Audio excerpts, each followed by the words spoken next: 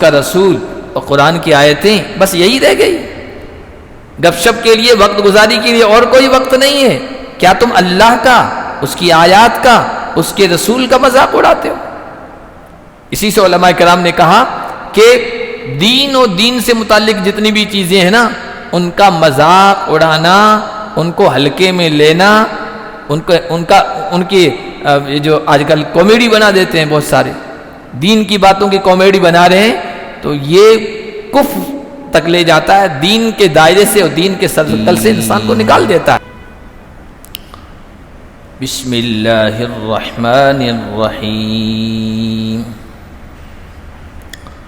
انما الصدقات للفقراء والمساکین والعاملین علیہا والمؤلفة قلوبهم وفي الرقاب والغارمين وفي سبيل الله وابن السبيل فريضة من الله والله عليم حكيم۔ آج کے درس کا آغاز ہم اللہ کے فضل و کرم سے سورہ توبہ کی آیت نمبر 60 سے کر رہے۔ پچھلے درس میں ہم نے یہ پڑھا تھا کہ جو منافق لوگ تھے وہ اللہ کے نبی صلی اللہ علیہ وسلم کے فیصلوں میں خاص طور پر صدقات، زکوٰۃ اور خیرات جن جگہوں پر اللہ کے نبی صرف کرتے تھے، خرچ کرتے تھے، تو اس بارے میں وہ طعنے دیا کرتے تھے اور اعتراض کیا کرتے تھے۔ ان کو نہیں ملتا تھا تو کہتے تھے ہمیں کیوں نہیں دیا گیا، ناراض رہتے تھے۔ حالانکہ منافقین میں سے بہت سارے خوشحال تھے، مالدار تھے، دولت مند تھے۔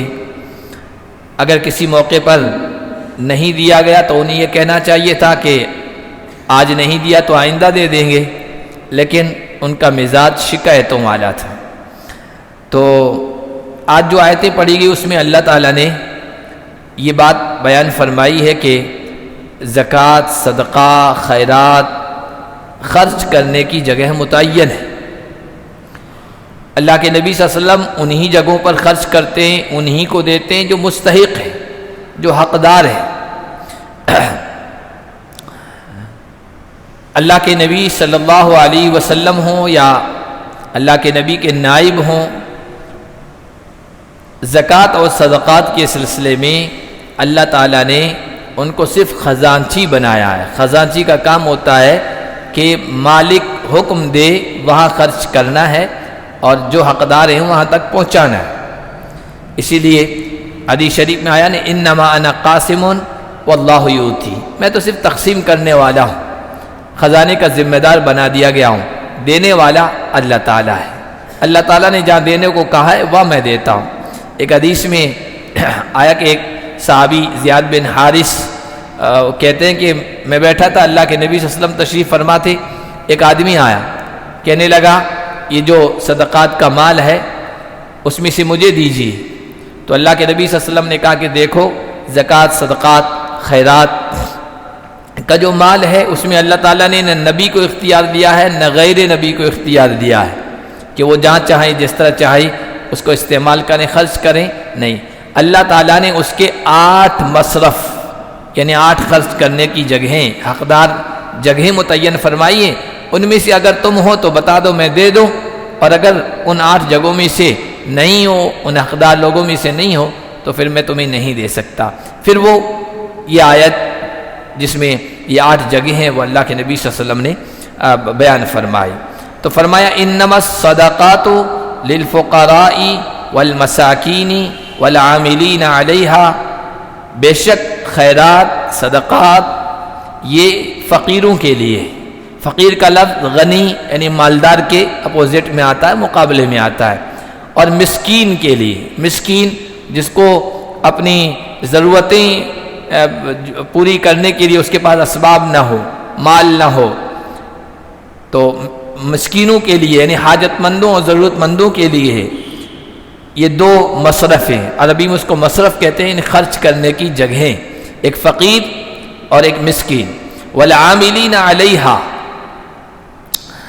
اور اس پر کام کرنے والوں کے لیے۔ یہ جو زکوٰۃ کا ہے، یہاں تو چونکہ ہمارے ہاں اسلامی حکومت کا نظام نہیں ہے، اس وجہ سے ہر آدمی اپنے طور پر دیتا ہے، اور شروع میں زکوٰۃ کا حکم تو مکے میں آ چکا تھا۔ سورہ مزمل مکے میں اترنے والی سورت ہے، اس کی شروع کی آیتیں ہیں، تو اس میں اللہ نے خرچ کرنے کو کہا ہے، قرض حسن کا ذکر فرمایا ہے، تو اس کا مطلب یہ کہ مکے ہی میں مال خرچ کرنے اور زکوٰۃ کا حکم آ گیا تھا، لیکن کتنا خرچ کرنا ہے، کتنا مال جمع ہو جائے تو نکالنا ہے، اس کی تفصیل نہیں آئی تھی۔ سن 2 ہجری کے بعد مدینے میں زکوٰۃ کا نصاب، زکوٰۃ کا مقدار کہ اتنا مال جمع ہوگا اور یہ مال جمع ہوگا تو اتنا نکالنا پڑے گا، یہ حکم آیا، لیکن نکالنا کس کو ہے؟ جو مالک ہے اسی کے حوالے کر دیا گیا تھا، ہر آدمی مستحق تک اپنا مال پہنچاتا تھا، اپنے طور پر خرچ کرتا تھا۔ پھر جب مکہ فتح ہوا ہے، مکہ سن 8 ہجری میں فتح ہوا ہے، اس کے بعد باقاعدہ منظم نظام اسلامی حکومت کی طرف سے قائم کیا گیا۔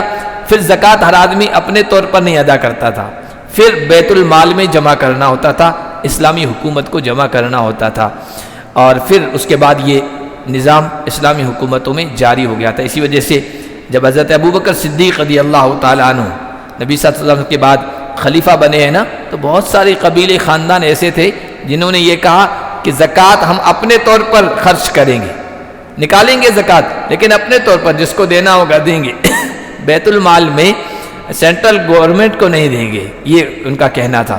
تو حضرت ابوبکر صدیق نے کہا ایسا نہیں چل سکتا ہے، اللہ کے نبی نے جو نظام جاری فرمایا اس کو باقی رکھنا پڑے گا، اور اس کے لیے جہاد کرنا پڑے تو میں جہاد بھی کروں گا۔ تو یہ ایک منظم نظام تھا اسلامی حکومت کا۔ تو وہ پھر زکوٰۃ وصول کرنے والے جو لوگ ہوتے تھے ان کو عاملین علیہ کہا گیا، زکوٰۃ وصول کرنے والے، کام کرنے والے لوگ، اگرچہ وہ اپنے جگہ پر مالدار ہیں لیکن اسلامی حکومت کے لیے محنت کر رہے ہیں، اپنا پورا ٹائم وقت دے رہے ہیں، تو زکوٰۃ میں سے ان کو تنخواہ دی جائے گی، ان کی محنت کا جو ہے اجر اجرت اسی زکوٰۃ میں سے دیا جائے گا۔ یہ تیسرا مصرف ہے، تیسرے خرچ کرنے کی جگہ ہے، والعاملین علیہا والمؤلفۃ قلوبہم، جن کی دل جوئی کرنی ہے، چوتھا مصرف۔ دل جوئی کن کی جاتی تھی؟ ایسے دشمن ہیں مسلمانوں کے، اہل ایمان کے مخالف ہیں کہ جن کے بارے میں یہ امید ہے اگر ان کو ہدیہ، تحفہ، مال کی شکل میں، دولت کی شکل میں دیا جائے گا تو یہ نقصان پہنچانے سے باز رہیں گے، دور رہیں گے، مسلمانوں کی راہ میں رکاوٹیں کھڑی نہیں کریں گے، ان کو بھی دیا جا سکتا ہے۔ ان کے دلجوئی، ان لوگوں، دلجوئی والے لوگوں میں وہ لوگ بھی شامل ہیں جو ہیں غیر مسلم، لیکن امید ہے اگر ان کو ہم دیتے رہیں گے تو وہ اسلام قبول کر لیں گے، ان کو بھی دیا جا سکتا ہے۔ اور تیسرے، اسلام میں تو داخل ہو چکے ہیں لیکن کمزور ایمان والے ہیں، ابھی جمے نہیں ہیں، اب ڈھلمل ہیں، ہو سکتا ہے حالات، ہوا کا رخ دوسری طرف پھر جائے تو ادھر چلے جائیں گے، تو ان کو بھی زکوٰۃ میں سے دیا جائے تاکہ وہ اسلام پر جم جائیں۔ یہ چوتھا مصرف۔ وفی الرقاب، گردنوں کو آزاد کرانے میں، گردنوں کو آزاد کرانے میں غلام باندیوں کا دور تھا۔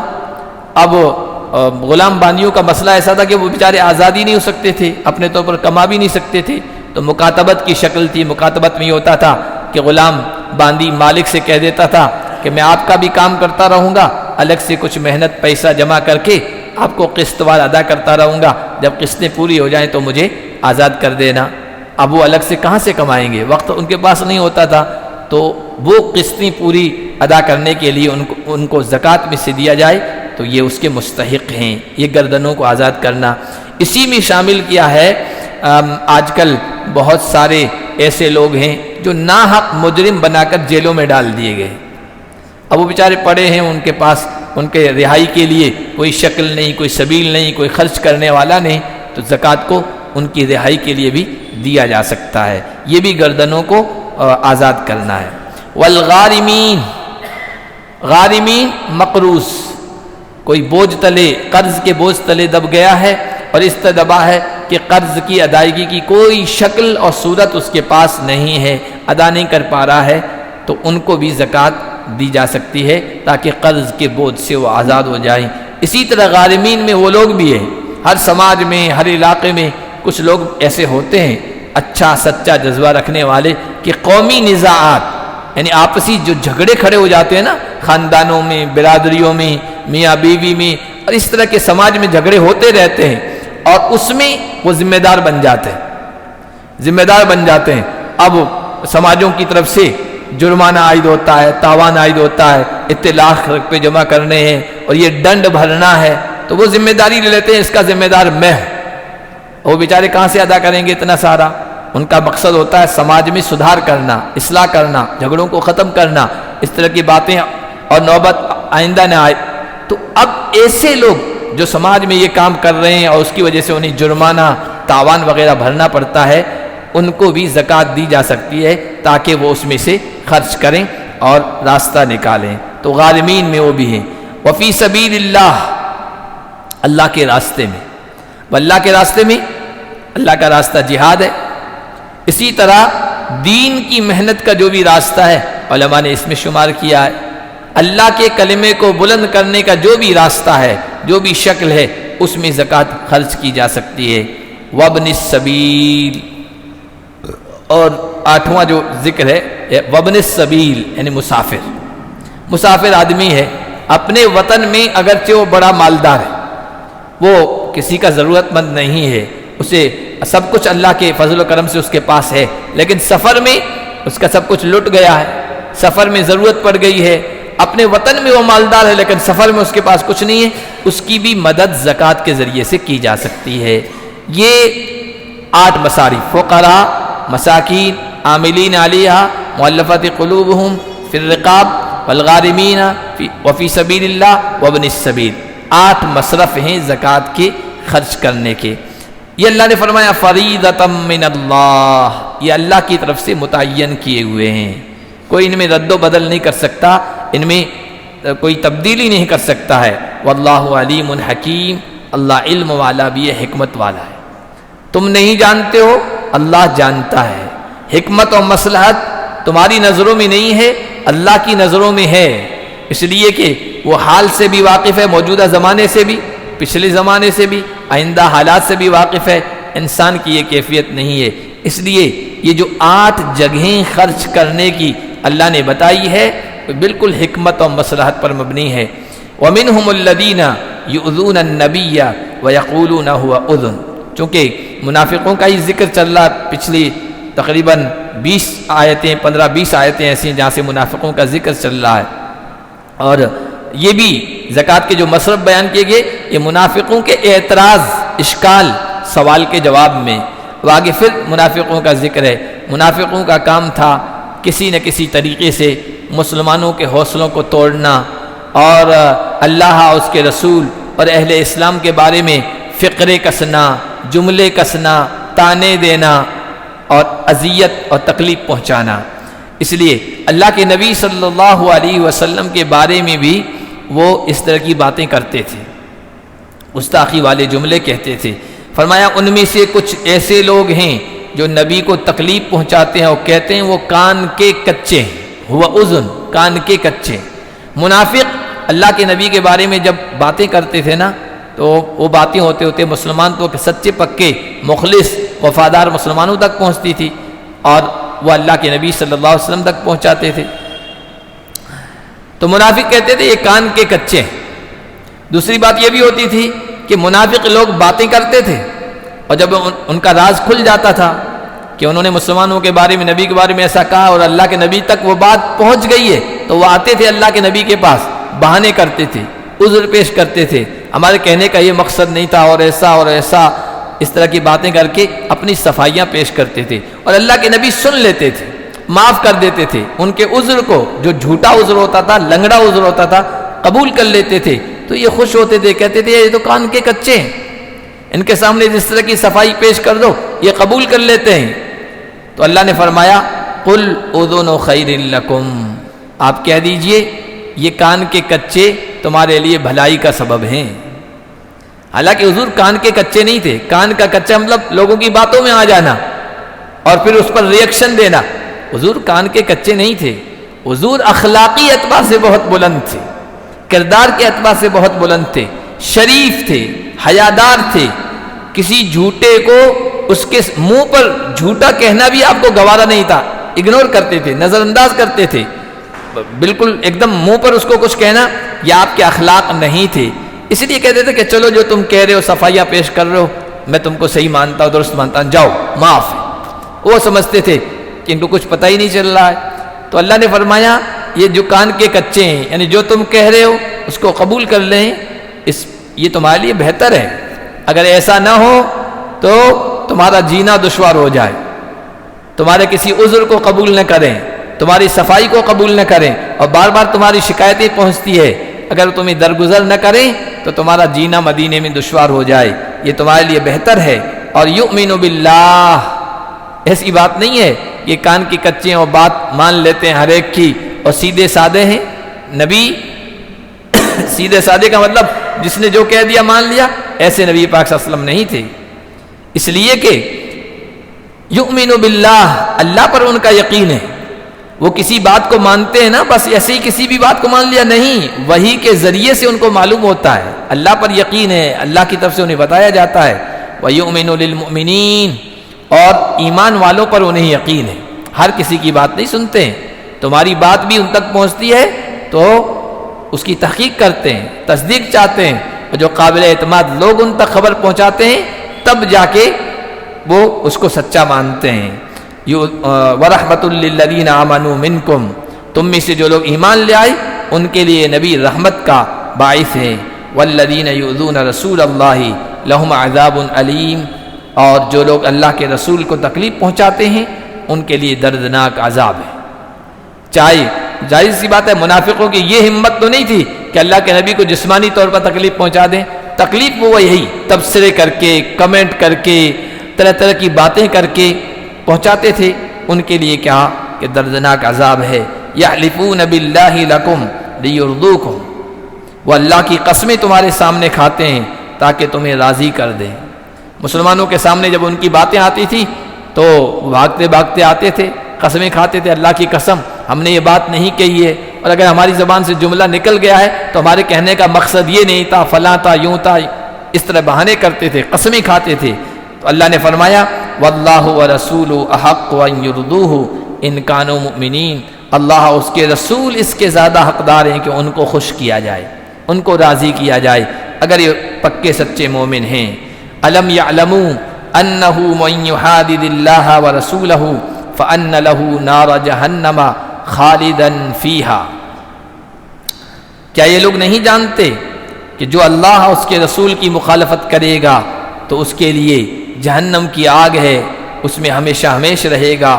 ذالک الخزی العظیم، یہی سب سے بڑی رسوائی ہے، انسان جہنم میں چلا جائے۔ جہنم اللہ کا جیل خانہ ہے۔ ایک انسان جس کا ایک وقار ہو، عزت ہو، حیثیت ہو، اس کو جیل میں ڈال دیا جائے، انسان دنیا میں کتنے اپنے حد کے عزت محسوس کرتا ہے، بے عزتی محسوس کرتا ہے۔ کوئی اس طرح کی بات ہو جائے انسان چھپانے کی کوشش کرتا ہے کسی کے سامنے، بلکہ عزت دار آدمی پر کوئی کیس ہو جائے نا تو بھی کسی کے سامنے ظاہر نہیں کرتا ہے، چھپانے کی کوشش کرتا ہے کہ بے عزتی ہو جائے گی، میری ہلکی ہو جائے گی۔ جہنم میں جانا یہ سب سے بڑی رسوائی ہے۔ ان منافقوں کو چاہیے کہ اس سے بچنے کی کوشش کریں۔ یحذر المنافقون ان تنزل علیہم سورۃ تنبئہم بما فی قلوبہم، منافق اس بات سے ڈرتے ہیں کہ ان پر کوئی ایسی سورت نہ اتر جائے جو ان کے دلوں کے رازوں کو کھول کے بیان کر دے، بتلا دے۔ مجلسوں میں باتیں کرتے تھے اللہ اور اس کے رسول کو اذیت پہنچانے والی، مسلمانوں کو اذیت پہنچانے والی۔ کسی موقع پر 2-3 بڑے منافق تھے، کوئی مجلس لگی ہوئی تھی، وہاں اس طرح کی باتیں کر رہی تھی اللہ کے نبی صلی اللہ علیہ وسلم کے بارے میں، مسلمانوں کے بارے میں۔ ایک صحابی تھے انصاری، حضرت عامر ابن قیس، وہ بیٹھے تھے، نوجوان تھے، انہوں نے یہ باتیں سنی، اللہ کے نبی صلی اللہ علیہ وسلم کے پاس آئے، کہنے لگے یا رسول اللہ اس طرح کی باتیں فلاں فلاں منافق ان کے نام بھی تفسیر کی کتابوں میں آئے، کہ وہ اس طرح کی باتیں کر رہے تھے۔ اللہ کے نبی صلی اللہ علیہ وسلم نے ان کو بلایا، انہوں نے قسمیں کھا لی۔ ابھی جو اوپر آیا نا، یہ تمہارے سامنے قسمیں کھاتے ہیں جھوٹی اللہ کی کہ ہم نے نہیں کہا۔ انہوں نے کہا ہم نے تو ایسا نہیں کہا۔ باتیں انہوں نے اس طرح کی تھی کہ یہ محمد جو اپنے آپ کو اللہ کا رسول سمجھتے ہیں اور یہ اس طرح کی باتیں کرتے ہیں، ہم کو گدھا سمجھتے ہیں، نعوذ باللہ۔ انہوں نے آ کر ہو یہ جملے نقل کر دیے، اور یہ بھی کہا ان کو کہ اللہ اور اس کے رسول جو بھی کہتے ہیں وہ حق کہتے ہیں، سچ کہتے ہیں، اور تم واقعی گدھے ہو۔ پھر اللہ کے نبی کے پاس آ کے کہا منافق تو جھوٹے تھے، قسمیں کھائی ہم نے تو ایسا کہا ہی نہیں، یہ تو ایسی باتیں کر رہے ہیں۔ تو وہ مسلمان سچے مسلمان تھے، انہوں نے محسوس کیا کہ مجھے تو جھٹلایا جا رہا ہے۔ انہوں نے کہا کہ جب تک اللہ اور اس کے رسول کی طرف سے سچے کا سچ اور جھوٹے کا جھوٹ واضح نہیں کر دیا جائے گا، میں یہاں سے نہیں ہٹوں گا۔ چنانچہ فوراً جبرائیل امین یہ آیتیں لے کے اترے۔ منافقین اس بات سے ڈرتے ہیں کہ ان پر کوئی ایسی صورت نازل ہو جائے جو ان کے دلوں کی حقیقت کو کھول دے۔ قل استہزئوا ان اللہ مخرج ما تحذرون، آپ کہہ دیجئے مذاق کر لو، ہمیں گدھا سمجھ رکھا ہے، یہ مذاق کے جملے تھے۔ اسی طرح چونکہ آپ پہلے پڑھ چکے ہیں، یہ سورہ توبہ غزوہ تبوک کے سفر کے سلسلے میں یہ نازل ہوئی ہے، اور یہ جو بڑا لشکر تھا تبوک کی طرف گیا تھا، اس میں منافقین بھی ساتھ ہو لیے تھے، اور اللہ کے نبی صلی اللہ علیہ وسلم کے قافلے کے آگے آگے چلتے تھے، جہاں پڑاؤ ڈالتے تھے نا وہاں جماعت بنا کے گروپ بنا کے گپ شپ کرتے تھے۔ اور گپ شپ میں کیا باتیں ہوتی تھی؟ ارے دیکھو انہوں نے رومیوں کو بھی عرب سمجھ رکھا ہے، عربوں کو انہوں نے شکست دے دی، ہرا دیا، اب یہ رومیوں کی طرف پڑھ رہے ہیں، ان کو پتہ چل جائے گا وہاں کہ جہاد کسے کہتے ہیں، لڑنا کسے کہتے ہیں۔ کسی زمانے میں ہم اس وقت پڑھتے تھے، 2001 کی بات ہے، 2001-2 کی بات ہے، جب امریکہ نے افغانستان پر حملہ کیا تھا۔ دیکھیے حالات کس طرح کروٹیں بدلتے ہیں۔ جن کو دہشت گرد کہا جاتا تھا ان کو مہمان بنا کے لایا جا رہا ہے، اور جس جگہ کو کہا جاتا تھا یہ دہشت گردی کی فیکٹری ہے، وہیں ان کو لے جایا جا رہا ہے گھمانے کے لیے۔ اللہ کا دیکھیے حالات۔ تو اس وقت کیا تھا ان کے پاس؟ افغانستان والوں کے پاس کچھ بھی نہیں تھا، لاٹھیاں تھی، ڈنڈے تھے، پتھر تھے، اور بہت پرانی روس سے چھینی ہوئی بندوقیں تھی۔ یہاں ہم نے گاؤں دیہات کے لوگوں کو، ہم پڑھتے تھے اس وقت، کہتے دیکھو تمہارے ملا لوگ ہیلی کاپٹروں، کروز میزائلوں اور یہ بمبار جہازوں کا مقابلہ لاٹھیوں سے کر رہے ہیں، عجیب بیوقوف لوگ ہیں۔ لیکن آج دنیا کو پتہ چل رہا ہے کس طرح انہوں نے جیتا ہے، دنیا کے بڑے بڑے طاقتوروں کو شکست دی ہے۔ آج ہی میں وہ دیکھ رہا تھا ابھی تازہ کہ ہمارے یہاں کے فوجی ڈریس میں آؤ گے یہ ہمیں منظور نہیں، سفیر بن کے آؤ، حکومت کے نمائندے بن کے آؤ، ویلکم ہے، فوجی بن کے آؤ گے تو کوئی دنیا کی کوئی طاقت بھی آ جائے ہمیں منظور نہیں ہے۔ تو آج ہمارے ہاں آئے ہوئے ہیں، کل وہ دیوبند بھی جائیں گے، دیوبند کے بارے میں منہ بھر بھر کے یہاں کی میڈیا کہتی ہے دہشت گردوں کا اڈا ہے، اور وہ اسی دہشت گرد کو وہاں دہشت گردی کا اڈا دکھانے جا رہے ہیں اپنے خرچے پر، حفاظتی انتظامات کے ساتھ۔ اللہ یہ تو منافق جو ہوتے ہیں نا حالات کے موافق چلتے ہیں۔ تو بات ہی چل رہی تھی، وہ کہہ رہے تھے کہ دیکھو رومیوں سے لڑنے جا رہے ہیں، پتہ چلے گا جب کل رسیوں میں باندھ دیے جائیں گے، قیدی بنا دیے جائیں گے، تب مزہ آئے گا ان کو، محمد اور ان کے ساتھیوں کو، نعوذ باللہ۔ دوسرا کہتا تھا صرف یہ نہیں، رسیوں سے قیدی بنا کے دیا جائے گا، باندھ دیا جائے گا، پھر 100 کوڑے مارنے کا حکم دے گا روم کا بادشاہ، تب ان کا مزہ دیکھنا۔ اس طرح کے اور بھی بہت سارے جملے کہتے تھے کہ یہ تو عربوں سے لڑے ہیں، یہ ہمارے مسلمان، یہ قرآن کے قاری، یہ کھا کھا کر موٹے ہو گئے، اب رومیوں کی ٹرینڈ فوج سے ان کا مقابلہ ہوگا تب پتہ چلے گا۔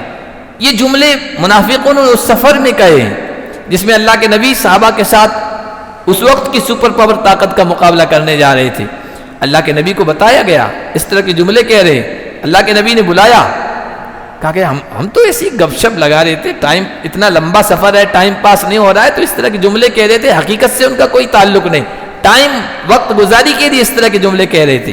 تو اللہ تعالیٰ نے کہا قل استہزئوا، اے نبی ان سے کہہ دیجئے مذاق کر لو، مذاق کر لو، ان اللہ مخرج ما تحذرون، جس چیز سے تم ڈرتے ہو نا، دل کی راز، دل کی باتوں، حقیقت سے اللہ اس کو ظاہر کر کے رہے گا، نکال کے رہے گا۔